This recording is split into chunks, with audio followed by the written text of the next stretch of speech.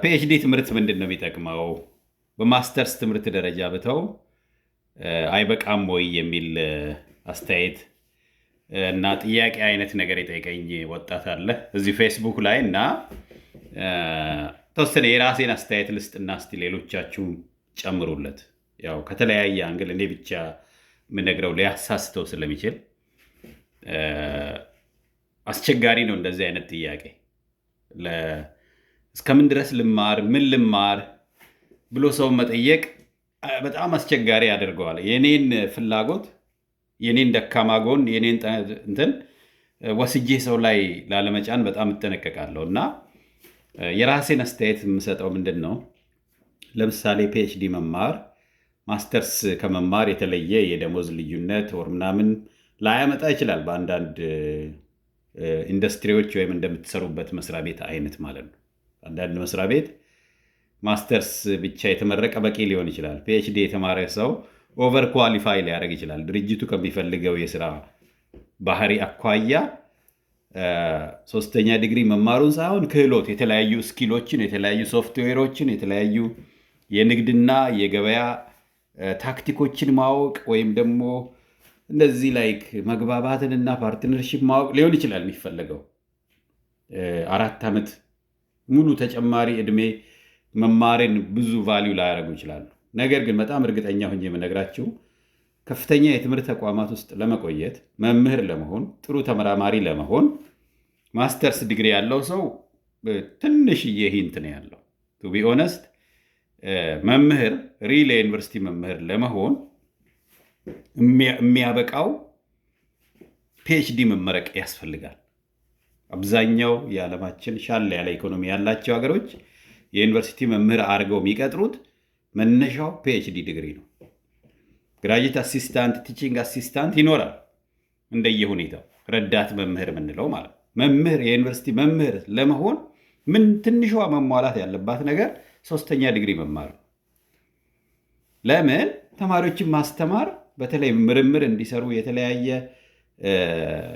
ችግር የሚፈቱ ነገሮች ላይ ወጣቶች እንዲገቡ ጋይድ ለማድረግ ትንሽ እዛ አካባቢ የተሻለ ይቆያል። እንደው በጣም በእውነት ልንገራችሁ፣ ለምሳሌ እኔ ፒኤችዲ ክፍል ስገባ አንድ ሪሰርች ክላስ ላይ በደንብ ካስተዋልኩት ልንገራችሁ።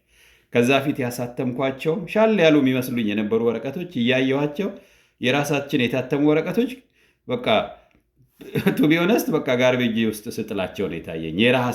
የራሴ ምርምር ወረቀቶች ቀድሜ የሰራዋቸው ምንድን ነው ነገሮች በደንብ በጥልቀት ሳናይ ስንቀር እውነት ይመስሉናል። በጣም እርግጠኛ እንሆናለን። በተለይ የእኔ ኤክስፒሪየንስ እሱ ነው። ማስተርስ ዲግሪ አካባቢ ላይ የሰራዋቸው ምርምሮችን ዝም ብዬ ሳያቸው ምርምሩ ስህተት እያለበት እኔ ግን ስህተት የሌለው ይመስለኛል። ምክንያቱም እዛ ድረስ አልሰለጠንኩም። ያንን ድረስ ሰፋ አድርጎ በጣም ወደ ዙም አድርጎ የማየቱን ትሬኒንግ ስላልነበረኝ ማለት ነው። እና የፒኤችዲ ትምህርት ሞር ኦፍ የሪሰርች ቆይታ ነው። ምርምር ላይ ነው የበለጠ የሚያተኩረው። ኤቪደንስ ጀነሬሽን ነው። እና ይሄ ለምን ይጠቅማል? ለምርምር ተቋማትና ከፍተኛ የትምህርት ተቋማት ውስጥ ለመስራት በእርግጠኝነት ያግዛል። ወይም ደግሞ አቅም ያላቸው ኢንዱስትሪዎች፣ አብዛኛው ኢንዱስትሪ ትርፍን መሰረት ስለሚያደርግ ያን ያህል መረጃን እና ምርምርን ላያተኩሩ ይችላሉ። ኖሌጅን መሰረት ላያደርጉ ይችላሉ። አብዛኛው ኢንዱስትሪ በገበያ ሕግ ነው የሚመራው። ትርፍ ማምጣት ነው ያለብህ። ገንዘብ ነው ታርጌቱ፣ ፕሮፊት ነው፣ ማርኬቲንግ ነው። እንደዚህ ፓርትነርሺፕ ምናምን ቢውልድ ማድረግ፣ ተቋማትን ፋይናንሻሊ ፊዚብል ማድረግ፣ ሞር ገንዘብ ነው የሚጫወተው ሌሎች ኢንዱስትሪዎች ላይ ሳይ። ወደ ዩኒቨርሲቲ አካባቢ ስትመጡ ግን ጉዳዩ የገንዘብ ሳይሆን ተተኪ ወጣቶችን፣ ወደፊት መሪ የሚሆኑ ወጣቶችን በየሴክተሩ ማስተማር ይችላል ወይ? በብቁ ሁኔታ ያሰለጥናል ወይ? ቆንጆ አሰልጣኝ ነው ወይ? ቆንጆ መምህር ነው ወይ? የሚል ጥያቄ ነው ጥያቄው። እና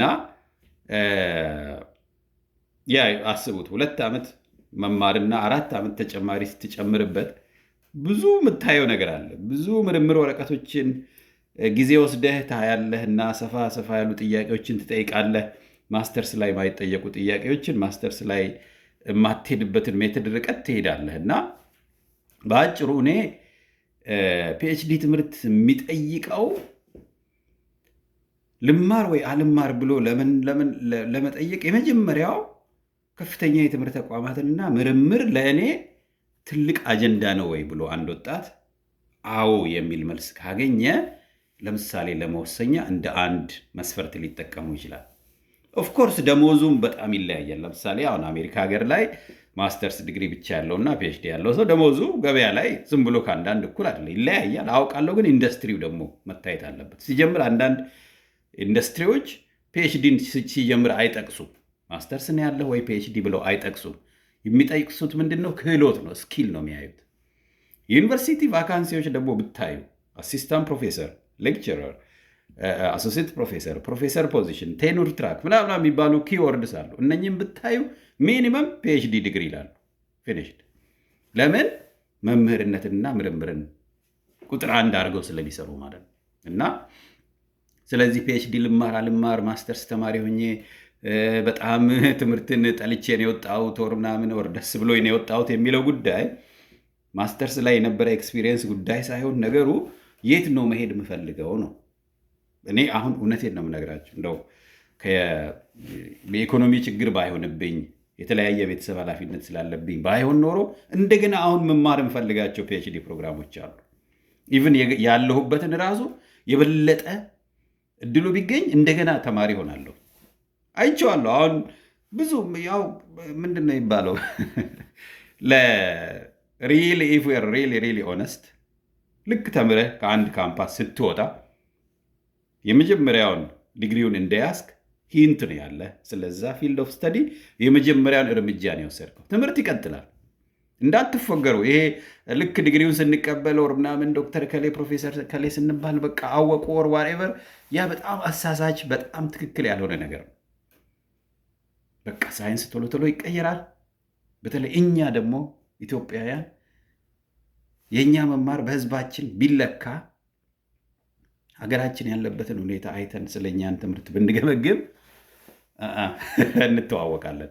ገና ነው፣ ገና አልሰራንም። እኛ ብዙ የተማሩ ኢትዮጵያውያንን ያፈራ ሀገር አይደለም የሚመስለው ሀገራችን።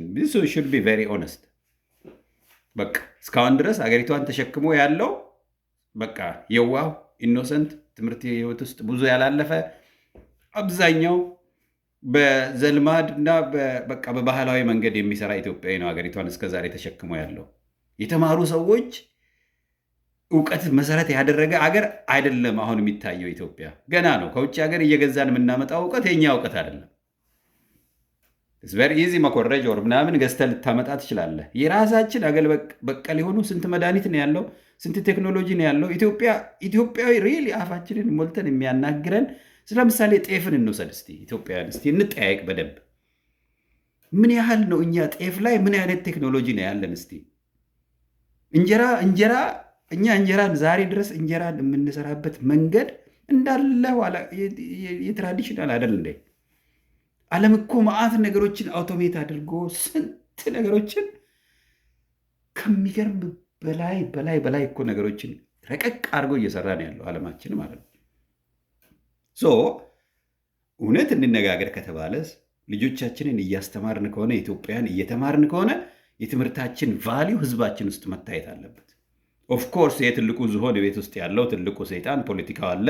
ዞረን እዛ ጋር ነው የምንመለሰው። ለዛ ነው የትልቁ ሰይጣን መስተካከል አለበት።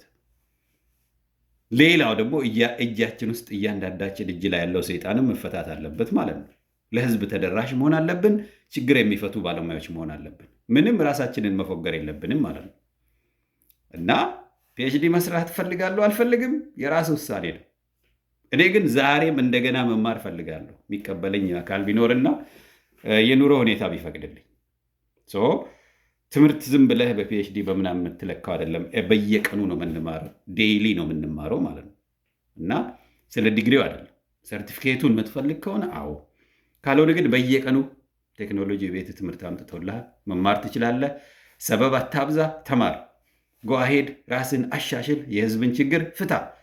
ይሄ ነው ተማሩ የሚያስብለን። ወረቀት የያዝነው ወረቀት ምናምን የፎቶ ምናምኑ ሳይሆን እውነት ችግር ይፈታሉ ወይ ነው፣ ቫሊዩ ለማህበረሰቡ ያዋጣሉ ወይ የሚለው ነው። ቴንክ ዩ